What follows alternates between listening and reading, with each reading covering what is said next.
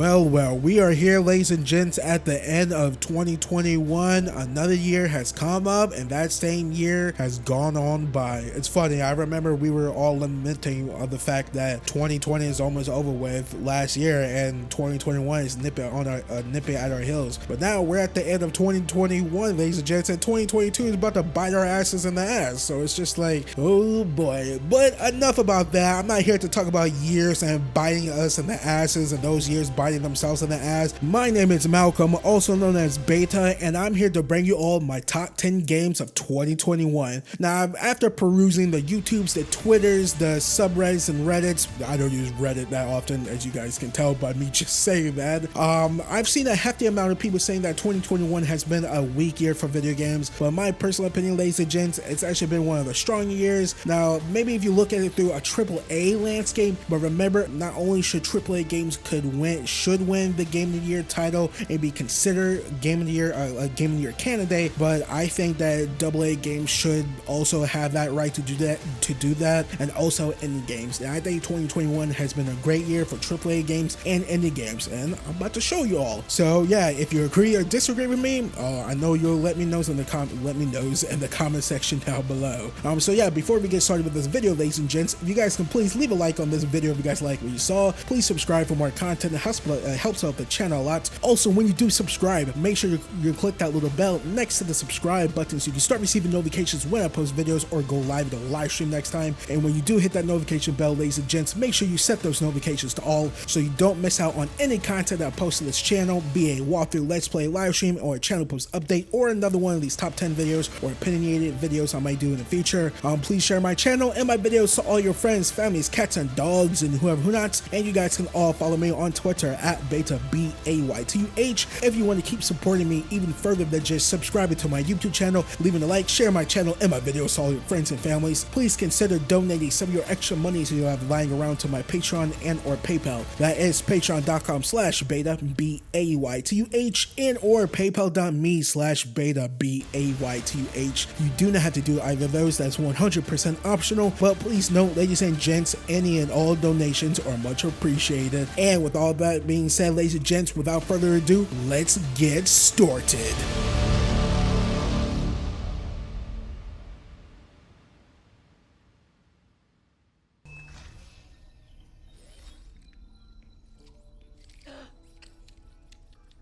What's... hey. Hey! Yes, hi. I have Clank. Coming in at number 10, ladies and gents, Ratchet & Clank Rift Apart. Now, full disclosure, ladies and gents, Rift Apart is actually my very first Ratchet & Clank game that I have ever played. I've never played any of the other Ratchet & Clank games, and in my personal opinion, Ratchet & Clank Rift Apart is a really great game. Not only I think that Rift Apart is a great jumping on point for anyone new to the Ratchet & Clank series like me, meaning you don't really need to know most of the past, I would say the overwhelming majority of past knowledge of what happened in the previous games. But not only that great aspect of Rift Apart, but also Rift Apart has great gameplay, from platforming to action meleeing, beatdowns and shooting, great platforming like I said, but great character interaction and plot, narrative, and stories. Like, the dynamic duo between Ratchet and Clank is very heartfelt and heartwarming and great. But not only that, we have the badass legendary voice actress GOAT Jennifer Hale playing as Rivet, the counterpart to Ratchet, and her sidekick Kit. Though that dynamic of how they butt heads at first, and her tragic backstory kind of past that she had with Kit not knowing who she was, the warbug that took her arm, how that comes to blows and that conclusion, which really freaking great. I wasn't expecting that. And not only all that good jazz, ladies and gents, Ratchet & Clank Rift Apart is a freaking beautiful game. I played this game on my PlayStation 5 between performance mode and quality mode. I don't have a 4K TV, so I played it mostly in performance mode, but I did go back after I beat the game and put it in quality mode to have that ray tracing and all that good jazz. And wow, like, Insomniac Games really hit it out the park. Like, they have not missed. Like, first Sunset Overdrive, one of my favorite games of all time and one of my favorite games made by Insomniac Games, freaking freaking, hopefully we get a sequel one day. Freaking great game. Then Spider-Man 2018. Then Miles Morales, Spider-Man Miles Morales in 2020. And now Ratchet and Clank Rift Apart. Freaking A. So many games have outdone themselves. Like great games after great games, and Ratchet and Clank is no different. Like I said, boss battles is fun. The character dynamics and gameplay is fun. The performances from Ratchet and Clank and Rivet and Kid is freaking awesome. I would say the worst part about Ratchet and Clank Rift Apart, ladies and gents, we're probably gonna have to wait a little bit longer for a sequel that's maybe starring Rivet and Kid. But you know what? Take all the time you need in so many games and make another great Ratchet and Clank game, because I know it's gonna be another juicy, awesome experience. I cannot wait. So yeah, Ratchet and Clank Rift Apart, ladies and gents, number 10 on my list. Is that us?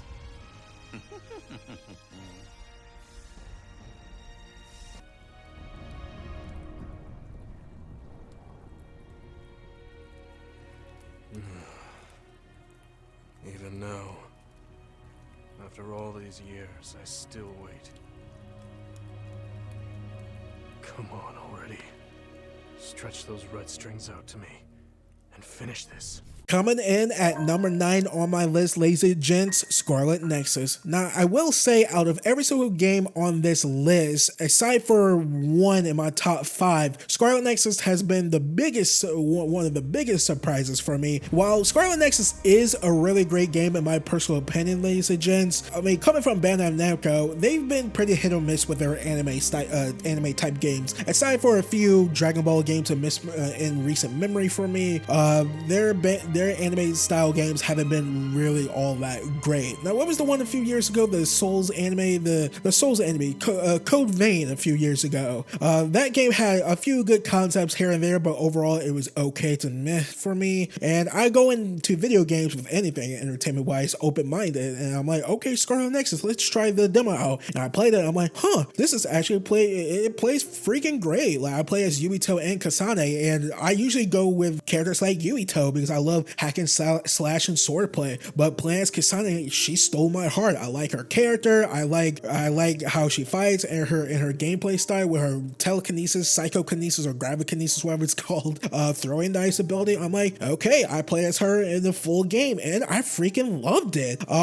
Granted, it's basically a shonen type game, because it's funny, like a few 3 or 4 hours in, I'm like, this reminds me of a shonen anime I watched a few years ago, and playing a little bit more of it, I'm like, I bet this Karin guy is the main big bad villain. And being the game, or getting close to the end of the game, I'm like, Karin is the main villain. Well, it is a shonen anime or shonen anime type game, and when you look at the characters like Kasane, Yuito, Kyoka, Eden, Arashi, Hanabi, all these, the childhood best friend Hanabi, the likes the main character Yuito, I'm like, yeah, this is very shonen like, and it was pretty enjoyable. Even though I called what was going to happen at the end of the game, like I basically knew what was going to happen, not because I spoiled for myself, because again, this is what happens in shonen all the time, and it was pretty freaking fun. But what surprised me the most was how much I enjoyed the gameplay, the character dynamics, even though they felt really familiar. Like you had the hard ass Shiden Ritter, or the mysterious character in Kagero, or the lolly that looks 12 years old,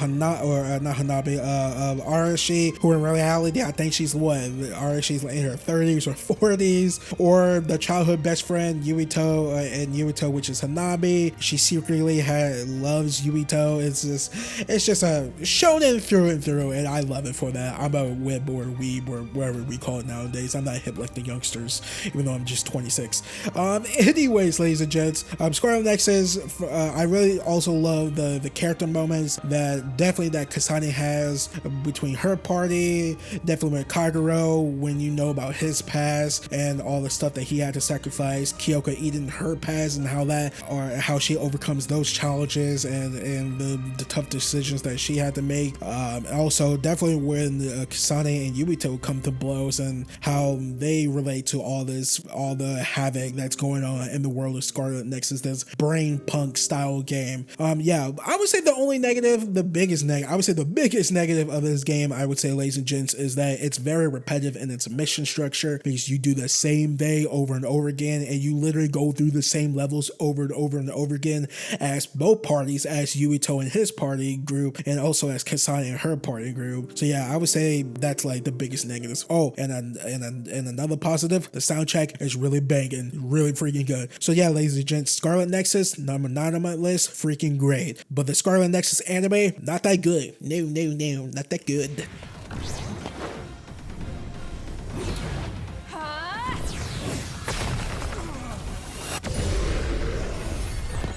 Man, we can hit Karen now. Let's go. Let's get rid of them. Time to fly, Archie. Nick. Evie? Nick, how would you feel about an upgrade to your sense of self-protection? Ooh. Number 8 on my list, ladies and gents, Psychonauts 2. Now, not having played the original Psychonauts on the OG Xbox, because I mainly stuck with Ninja Gaiden Black because I'm a hardcore boy, and Jet Set Radio Future, can't forget about that game. Like, am I crazy? No, I'm not. I don't think so. But Psychonauts 2, I've heard a bunch of good things about the original Psychonauts game. It was a cult classic, cult hit that a lot of people liked. And when Psychonauts 2 got announced, what was it? GDC 2015, GDC 2016, or Gamescom 2016, one of those 2 years by Double Fine. People got excited for it, then it got delayed. Microsoft bought Double Fine, they got way more funding for the game, and there's many delays happened after that, and Psychonauts 2 turned out to be a great game. Another surprise game for me that I actually really liked. Not only is the gameplay pretty fun and addicting, I think a standout moment for me with Psychonauts 2 is that it has great character dialogue, character back and forth, and the dialogue is actually pretty funny between Rasputin and the main characters, and Rasputin and the main characters and the side characters, and the stuff he comes into contact in the world. It's pretty darn great. Also, it deals with mental health issues and mental health problems in an understandable, I should say, way that I really enjoy. That was very tasteful. It was pretty freaking good. I think Double Fine Productions really knocked it out of the park. I did see some people were like, oh, the art style is a little ugly, but in my personal opinion, ladies and gents, I think the art style for Psychonauts really meshes well with the world, what this world is, what Psychonauts is, and Rasputin, his psychic powers, and everything, all that good jazz. And also, it brings a lot of uniqueness and character and vibrance to the world again, to the characters, to the gameplay, to all of it. Like, it meshes well, that creates something beautiful and unique in my personal opinion. So yeah, Psychonauts 2, like, surprising me right off the gate. And if you had told me like 5 or 6 or 7 years ago, or even a decade ago, that an indie game like Psychonauts is going to be on your list, I would have laughed at you, because I mainly stuck with AAA games, not really giving a hoot about small indies or AA games, or whatever you want to call it. But I'm glad I moved past that period of my gaming life, and found games like Psychonauts 2 and many others like it. So yeah, Psychonauts 2, ladies and gents, number 8 on my list.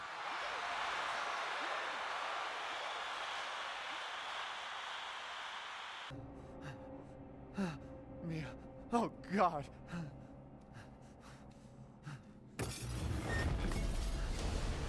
Chris? What the hell? Sorry, Ethan. No! What?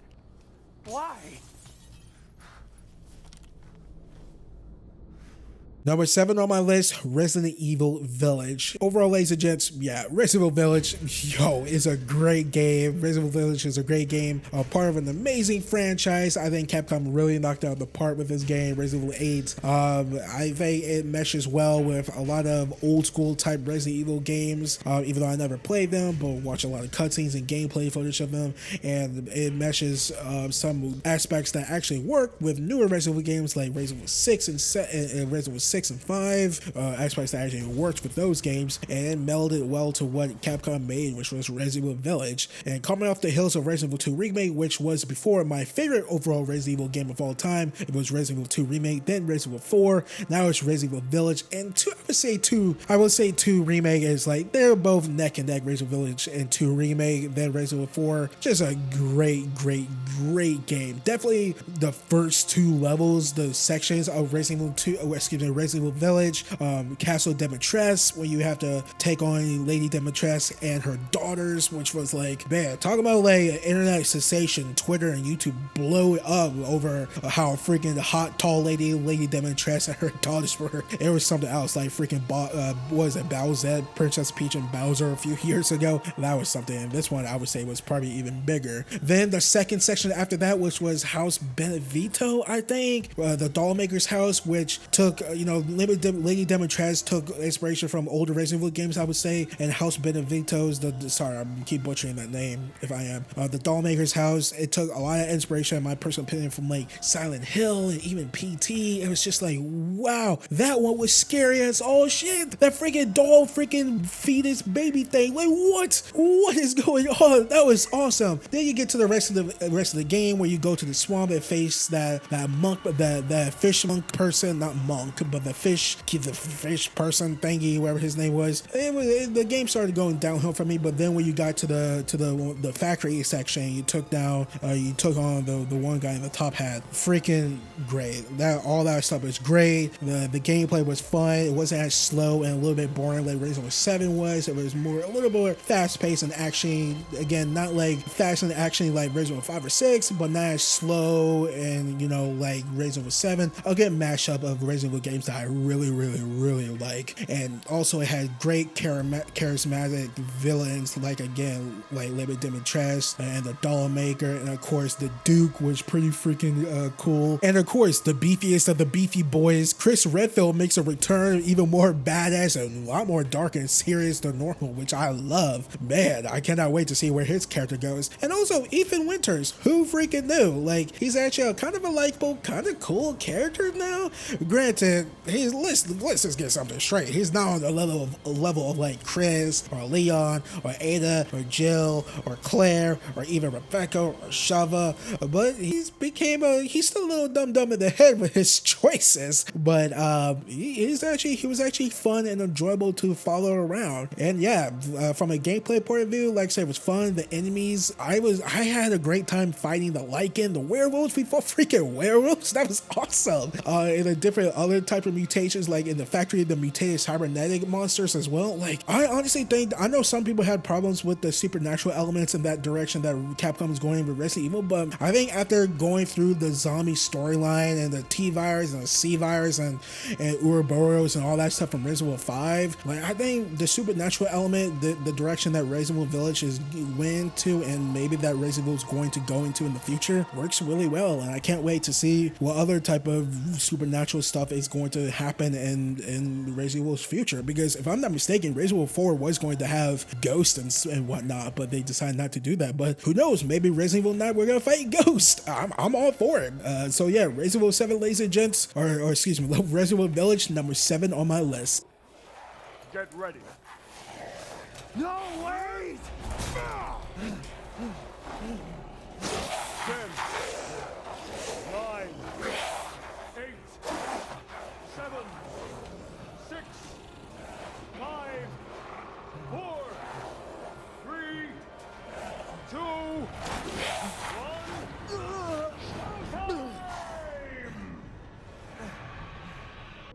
Gardeners of the Galaxy? What? No. Rocket. So I let Groot fill out the paperwork. I fixed it with an addendum. Not the most well-known heroes you could hire, but definitely in the top 5 of most awesome names. Marvel's Guardians of the Galaxy coming in at number 6 on my list. Now, this is developed by Eidos Montreal and published by Square Enix. I know a lot of you are like, wait, Square Enix, the publishers behind Marvel's Avengers from last year? Yep, that same Square Enix, and that was developed by Crystal Dynamics, the fine folks who developed the newer Tomb Raider trilogy games, which I thought were actually pretty freaking great. But Marvel's Avengers, not so much. Like the looter brawler live service microtransaction filled game, no freaking thank you. But Guardians of the Galaxy was a surprising game by Eidos Montreal, the developers behind Shadow of the Tomb Raider and the Deus Ex games, Deus Ex Human Revolution, Deus Ex Mankind Divided, which are really great games. Guardians of the Galaxy, freaking great. Single player, no microtransactions. You play through the perspective of Peter Quill, and you use the other Guardians of the Galaxies like companions in Dragon Age Inquisition or in Mass Effect. You can't switch to them like in Mass Effect, and like Dragon Age Inquisition, but you could use their abilities and their techniques like in Dragon Age Inquisition or in the Mass Effect games, which it worked out pretty freaking great.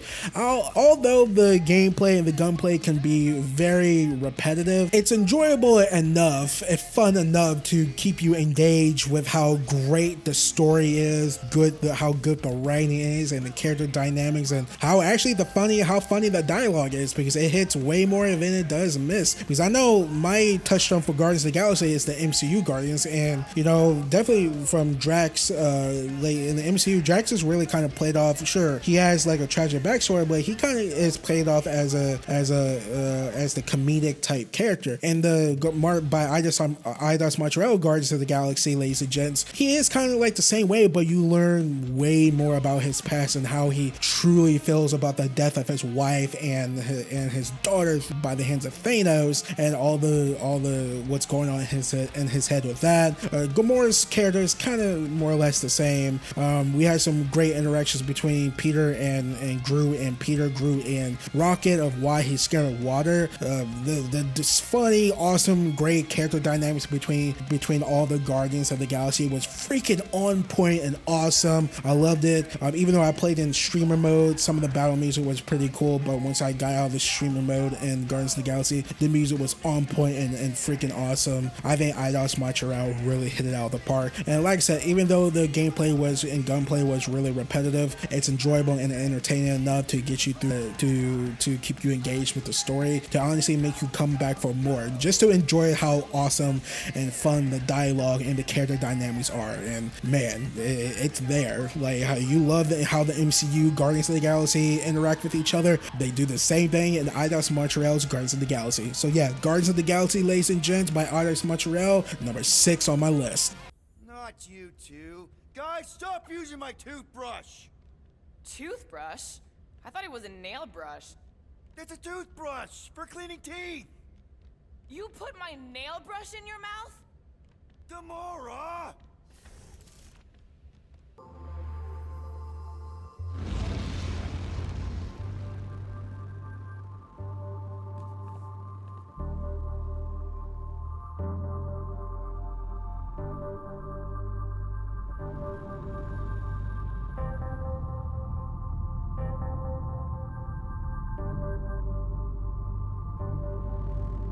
Rounding out my top 5 with my number 5, Life is Strange True Colors. Now, question for all of you. Have you ever been in a game and you thought, man, what a great experience. I love the characters, the story, the world, the music, the environment. And then about like an hour after you beat, or about like an hour or so after you beat in the game, you kind of long for wanting to go back and you wish there was more to the game. Not because the game needed it, but you just you enjoyed the game so much and you're like, oh, I'm kind of bummed out it's over with. Like, I wish there was like one more chapter or like one more mission, like 2 more missions. Life is Strange True Colors was that for me this year, ladies and gents. What a fantastic experience. Not only I love the music of this game, even without, I mean, there were some funny moments without playing with it with the copyright music because I was streaming it and recording it for the channel, but loving the music, the licensed music, and the in-game actual OST music. Not only loving that, but the characters, the interactions, the environment, that world, it was so freaking good. Alex Chen, she's a great written character, using her power of apathy to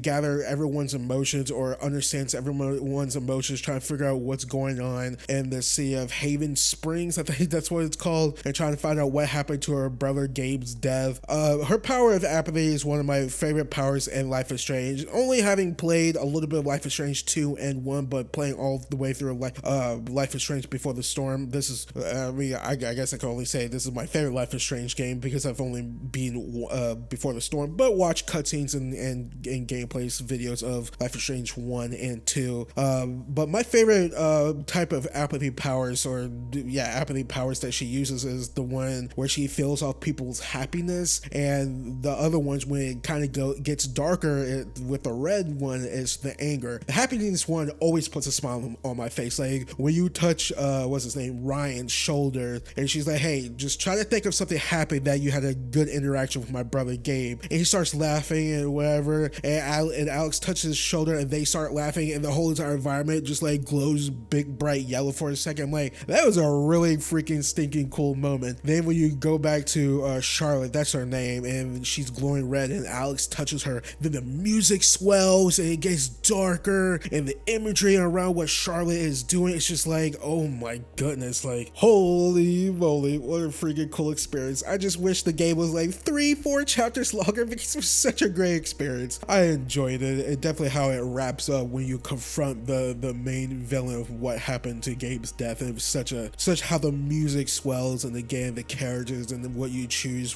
for what Alex says and whatnot in those ending decisions was really great. So yeah, Life is Strange True Colors, ladies and gents, number 5 on my list. Bard, a song if you please.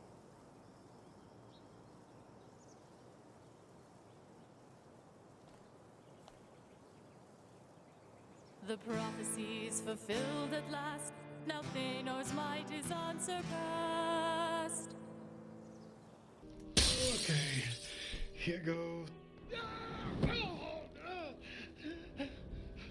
You gotta be shitting me! Are you? Listen to me? You wrote it on Black Reef. You already know the code. What the fuck does that mean? Hello? Are you dead yet? I'm ready. Pull me up! Man, you're a postcard, dumbass! You wrote it on the Black Reef postcard. You understand? Okay. I'm gonna drop you now. Wait, no! Wait! What the fuck? No!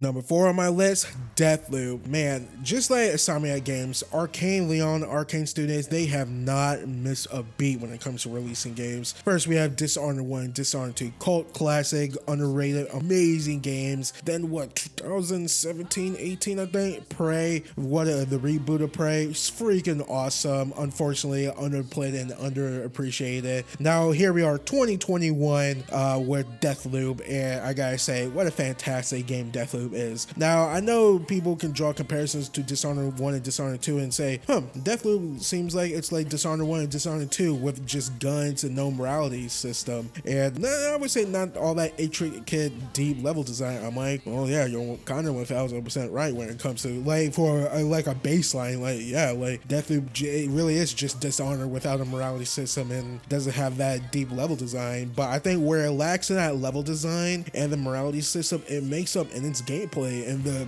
no pun intended, but the gameplay loop of Deathloop is pretty freaking awesome. And I'm a gameplay is king first type of gamer, and Arcane really succeeded. It tells an enjoyable, good enough a story that kept me engaged and trying to figure out the mystery of how to break the loop on Black Reef and try to figure out who the main characters are and who's Juliana to the main character. It was to Colt. It was all pretty freaking well and good. And when you start to figure out that like, oh, there's a specific order that you have to kill and assassinate these people to get to the final step, to get to the ending, I'm like, oh wow, this is actually pretty freaking smart. Like I kind of want to see DLC that what happens afterwards in this game, like whether you either break the loop or remain in the loop or something else, something different. It's pretty darn fun. Pretty darn fun. It could be dumb fun too. Definitely with all those freaking cool moves that you could kill the visionaries and other people in this game, which is cool. I really did play the multiplayer too much, like hunting down Colt as Juliana. It's fun here and there, but man, I got my ass whooped a lot. But for the main storyline with playing as Colt, Deathloop really succeeded in what I like in video games. Super awesome fun, amazing gameplay, super slick, a really badass dope soundtrack during fights, and just ambiance music, and a really engaging, cool, mysterious story. What more can I ask for? So yeah, Deathloop, number 5 on my list. I meant to say number 4. Number 4 on my list, Deathloop. The party and pay my respects to Igor, Wenji, and Alexis. Finally, the Raketo plan takes me to Juliana. Time to break this fucking loop. Kuno's got this. If there ever was such a thing as an ugly kid, then this is it. He's almost exquisite in his ugliness, like a gremlin. Coming in at number 3 on my list, ladies and gents, Disco Elysium, the final cut. Now, I know what you guys are thinking. Disco Elysium, the game that came out in 2019? Yeah, but it's a remaster. I'm like, yeah, I don't care. This is my list. I don't care. Anyways, I never played the original PC release back in 2019 because, one, I don't have a gaming PC. I still don't have a gaming PC or a streaming PC. This is a huge raggedy-ass $500 PC I got from eBay 8 years ago when I started this job on YouTube, but that's neither here or there right now, ladies and gents. But what's here and here is that Disco Elysium Final Cut came out on PlayStation 5 earlier this year. I'm like, okay, wait, I don't really know too much about this game. I've heard the many praises that this game got, and I'm like, okay, let's try it. And when I got it, I'm like, oh, this is what the game is. The gameplay. This is what I'm like. Oh, I'm like not necessarily way over my head, but I'm like, I'm like I said, open-minded when it comes to video games. But I'm like, I don't know about this doggy dog. And when I was like an hour 2 or 3 in the game, I'm like, this is really interesting, unique, and stylish. But I'm like, I don't know. Like, this isn't, I'm not used to games like this. And when hour like 6 or 7, but you know, I'm a stubborn asshole, but I'm like, you know what, I'm gonna stick with it and see where this goes. And when hour 6 or 7 rolled around, I'm like, oh, okay. Like using more of my skills and understanding how this world of Disco Elysium works, I'm like, oh, okay, this is actually really cool. And when the mystery starts to unfold itself of the hangman, or find out where your gun is or who you are, and finding more about your partner Kim, Detective Kim, it's just like, oh man, this is actually pretty freaking cool. And how your backstory comes to unveil itself, like, because you wake up blackout freaking drunk, like kind of annihilate your backstory. You kind of make it up, and towards the end of the game it kind of combines the two, which was really cool. And when you come to the end of the game, it's just like, oh wow, like this guy's the one who shot the hangman and kind of caused all this ruckus. Like, wow, this is actually really cool. Kind of out of left field, but it's got to have nothing to really, like, you don't really see him at all in the game. It was like, what an awesome badass detective mystery. And don't really get me started with the confrontation between you and the military mercenary force, or whatever it was called. What a God, Disco Elysium, the final cut, ladies and gents. Disco Elysium in general, freaking awesome. Don't even get me started on the voice acting. The voice acting with all the voices in your head, the voices that you interact and all that stuff, with the objects you interact with, which is pretty freaking cool. Sorry, I stumbled right there. The voice acting when it comes to the different characters in the world. Again, the mystery of trying to find out who the hangman is, how he got shot, how he got up there, why is everybody trying to hide a secret, everyone has some type of ulterior motives. These kids are telling you to fuck off every like freaking 1 minute, which is freaking funny. It's Disco Elysium is freaking great, and man, I cannot wait to see what's next. Either the expansion or a sequel to Disco Elysium, or whatever next the studio does next. Like, I'm all for it, and hopefully it comes to console. It's day with PC and console, because man, what a great game Disco Elysium is. And you have to be committed though. Like, again, it took me like 7 to 8 hours to be like, oh, I get it. Like, this is the type of game, kind of like Persona, like you gotta have to be committed to like you can't be like, oh, I'm just gonna try this for like an hour or so, like bounce. Like, if you want to try to get into it, you're gonna have to be committed for like a few, like 2 to 3, maybe even 4 hours, and see if it clicks with you. And it did for me. And Disco Elysium not only in my top 3 games of 2021, but also one of my favorite games of all time. Like, it's in my top 8 of games of all time. So yeah, Disco Elysium, the final cut, ladies and gents, number 3 on my list. Just like that, instinct took over.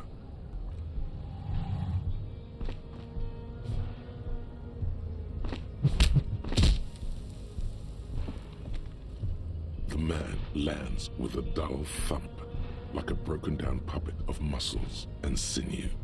For a moment, he still tries to keep his head up, dazed eyes looking at you with unimaginable surprise. To your left is the button.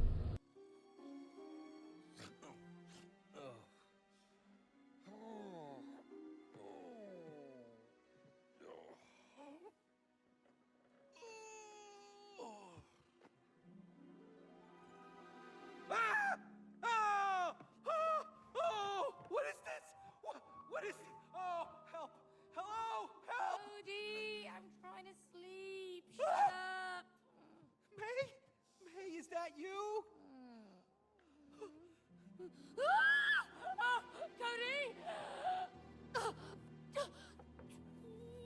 made you look like a blob of clay? Why do you look like a wooden doll? Coming in at number 2 on my list, ladies and gents, It Takes Two. Now, before I continue with this, let me give a huge thank you and shout out to my main man homie, Assassin4259. Go support him over at youtube.com/Assassin4259 because he was my co-op partner while I was doing my It Takes Two walkthrough earlier in March. And we had a freaking blast playing this game. What a great game. A great co-op game that, it's a co-op game that you played split screen in it, just like the Haze Light Studio, the developers behind this game, Joseph Ferris' team, #fuck the Oscars, their previous game, which was A Way Out, which me and him did a walkthrough of, me and Assassin4259 did a walkthrough of back in, I think, 2019 or 18 when that game came out, and we both enjoyed that game. Definitely how I beat his ass at that ending. I got the ending that I wanted as the cop. Anyways, playing It Takes Two, I play as the dad, he plays as the mom, about two parents getting divorced, breaking up, but then they suddenly turn into little toy dolls and they had to work together, come to terms and find out like what was happening with their marriage and come together to solve these cool puzzles and get back to being grown adults, grown humans, and help their daughter out. It was a really fun adventure that told a really heartwarming and great story, had great platforming, and actually pretty cool puzzles. And I think the best part about It Takes Two is the cooperative experience with it. Like me and Assassin, oh my god, what was that flying in my room? I thought that was a fly. Nope, that was freaking lint flying across my face. Anyways, going back to It Takes Two, sorry, that scared me for a second. But the best part about It Takes Two is the cooperative experience, in my personal opinion. Like me and Assassin 4259 just messing around in the game, doing mini games, competing against each other, and just messing with each other. Like him making me fall off and crab and messing with me messing with him, making him fall off crab, accidentally hitting him and all that stuff. It was a really great experience and one of my favorite things of 2021. One of my favorite games of this year and of all time. Like definitely in my top 10. Like again, the cooperative experience was like the major big highlight. I mean, you have to play the game like it, but like that. But it was a really fun and great experience. And I mean, a lot of people agree with me because the game It Takes Two won Game of the Year at the Game Awards, and I gotta say, hats off to Haze Light Studio and Joseph Ferris because they deserve it. What a phenomenal, fun, enjoyable, great, heartwarming game It Takes Two is. So yeah, It Takes Two, number 2 on my list. Oh shoot! It's all you, Sassy. You got this. Let's go, baby. Oh shoot! It's like Mortal Kombat up in here. Get off me! Okay, just the frick! What the heck? Watch out for his special move. Oh, he's got freaking Dragon Ball coming, man! What the frick?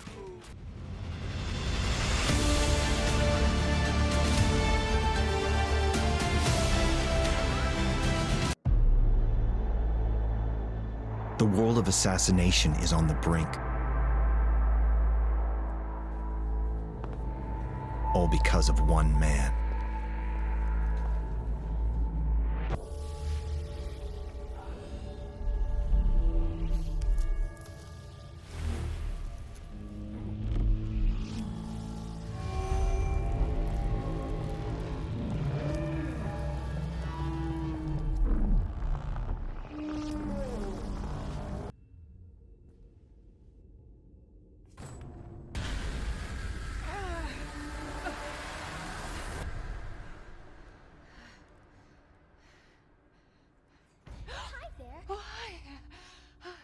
You startled me. I did, didn't I? You look real scared.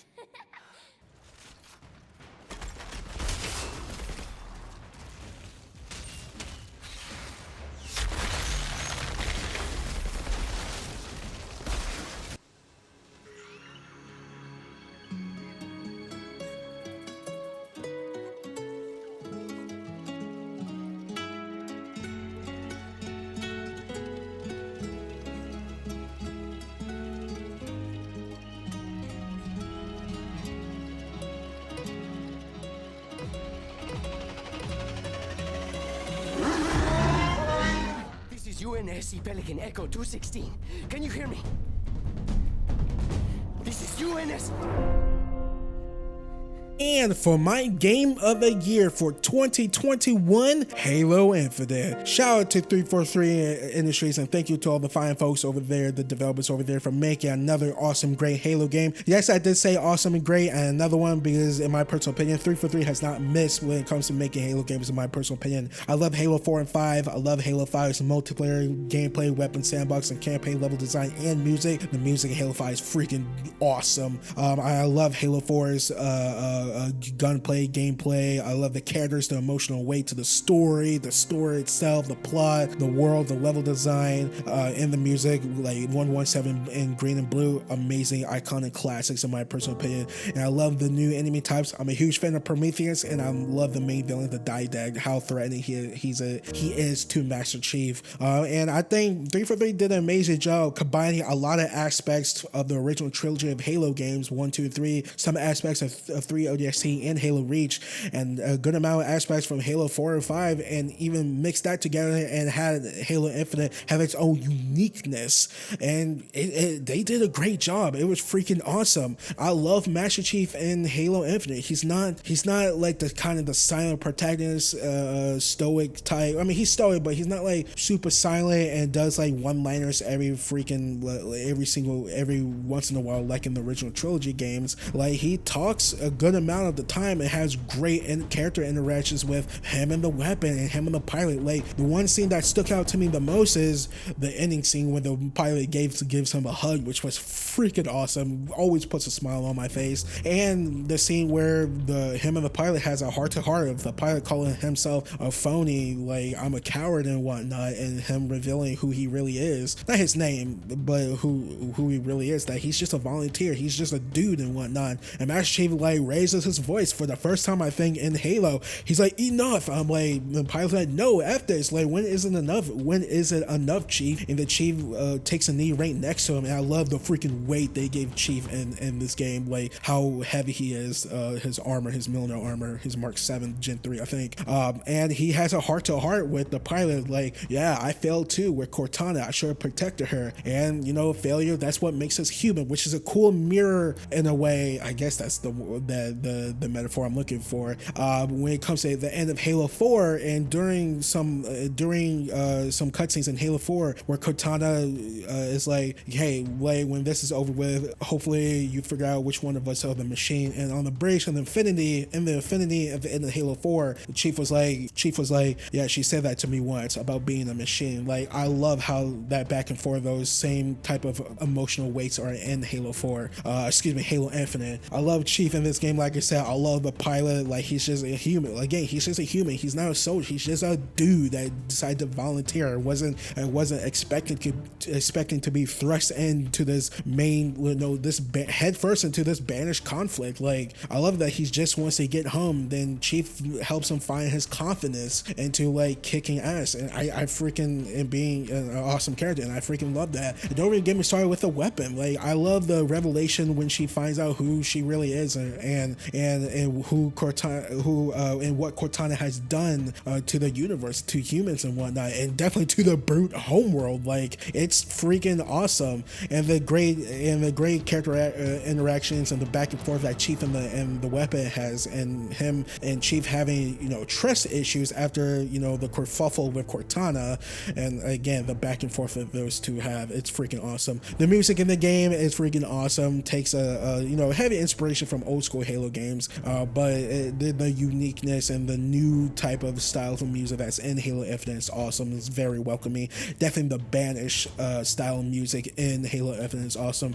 And speaking of the Banish, can't talk about Halo Infinite without talking about the main villains of the game, the Banish, which is kind of like the Covenant 2.0, like Covenant mercenaries, if you want to get down to those basics, I would say. But the Hand of Atriox, Estrom, and the Hand of Atriox is freaking awesome. I love how charismatic they are. Definitely Estrom, him talking up Chief and being like, man, I want to fight your ass, and egging him on and all that stuff. Like, I love how much he talks of Chief, talks up his legend, because he is a legendary soldier that has fought off the evils of the galaxy. I love that. My only disappointment, I would say, with the Bench and Estrom, the Hand of Atriox, is that I wish they gave Chief more of a challenge, because he beats them way too easily, in my personal opinion. But yeah, that's like my only disappointment when it comes to that. I love them. Other than that, disappointment right there. The world, the level design takes heavy inspiration from Silent Cartographer Halo 1, which Halo 1 is not my. It's my least favorite Halo game. I really don't like playing Halo 1 that much, and I was wondering, will I like Halo Infinite, traversing the world of Halo Infinite? And lo and behold, I did. When the music kicks in and you take on different outposts and FOBs, it works for me. It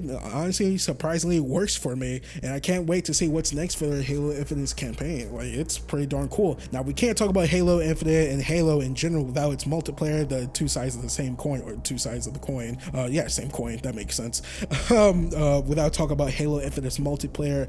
Again, the multiplayer is amazing. It's my favorite Halo suite. I mean, this Halo Infinite is my favorite Halo game of all time. Like I said, amazing story and campaign, and the multiplayer. Talk about the multiplayer right quick. 343 has combined all the elements of like great level map design from like the original trilogy. The weapon sandbox is fun.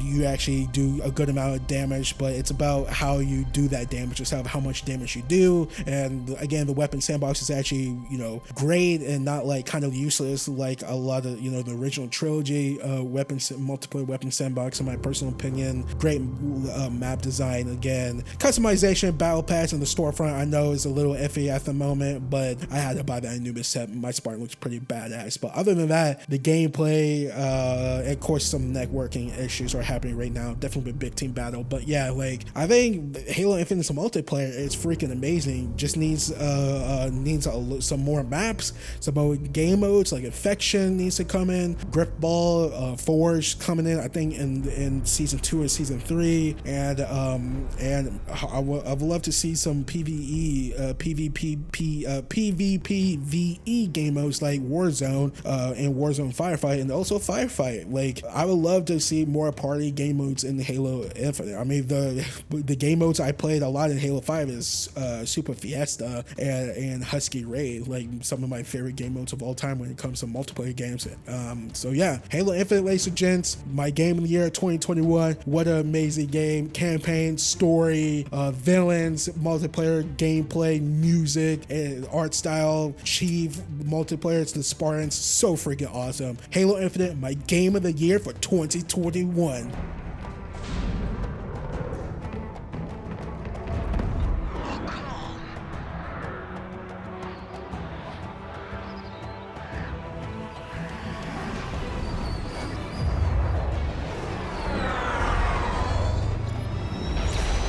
Open up.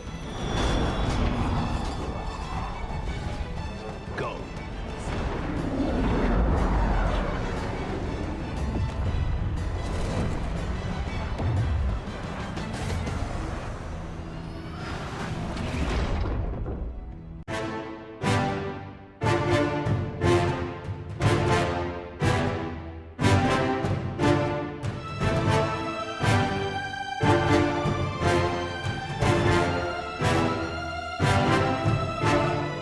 So what do you all think about my top 10 games of 2021 and my honorable mentions? Do you agree, disagree, somewhere in the middle? Tell me in the comment section down below, or tweet at me at BetaBAYTUH. I would love to know your thoughts and what your top 10 games of 2021, or top 5 or top whatever, your game of the year. I would love to know. Anywho, ladies and gents, the next thing I will be doing on this channel will be a brand new gameplay walkthrough after my vacation when I come back on January 5th, 2022.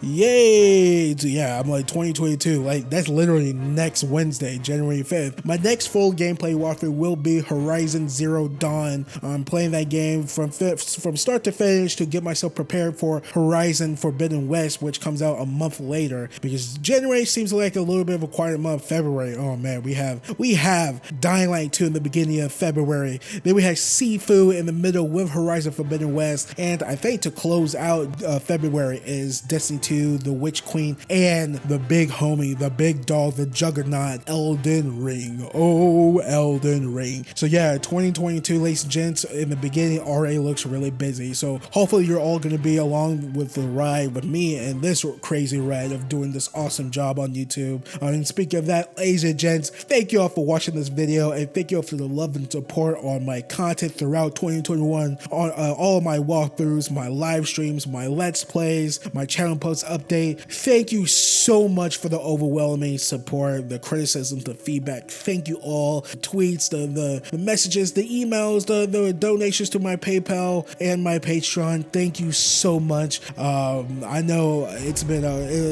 a hard year for a lot of us, and definitely me for the beginning of the year, because I lost someone special in my life. My dog Diamond unfortunately passed away in March, and you know, doing this job and communicating with you all out there has helped me get over that a lot. So I cannot thank you all enough for all the love and support and all the help that you have given me with my YouTube business and not IRL stuff, but you know, with IRL stuff. So I can't thank you all enough. Thank you so much for the love and support. I love you all.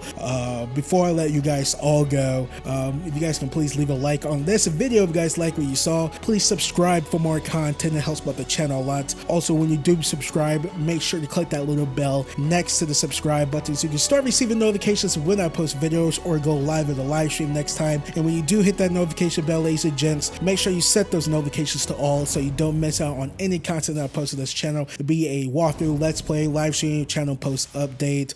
Please share my channel and my videos to all your friends, families, cats and dogs, and whoever who nots. And you guys can all follow me on Twitter at Baytuh, Baytuh. If you want to support me even further than just subscribing to my YouTube channel, leaving a like, sharing my channel and my videos to all your friends and families, please consider donating some of your extra money you have lying around to my Patreon and or PayPal. That is patreon.com/Baytuh, Baytuh, and or paypal.me/Baytuh, Baytuh. You do not have to do either of those. That's 100% optional, but please note, ladies and gents, any and all donations are much appreciated. And for the final time for 2021, ladies and gents, my name is Malcolm, also known as Baytuh, and I will catch you guys all on my next walkthrough. Peace, which is in 2022, January 5th. Get ready, which is next Wednesday. I only have like a week and a half of vacation, but that doesn't matter. Get ready. Stay safe out there. I love you all, and yeah, I will see you guys later. Peace, and thank you all for the love and support, and have a very happy holidays and a very awesome and safe and healthy New Year's.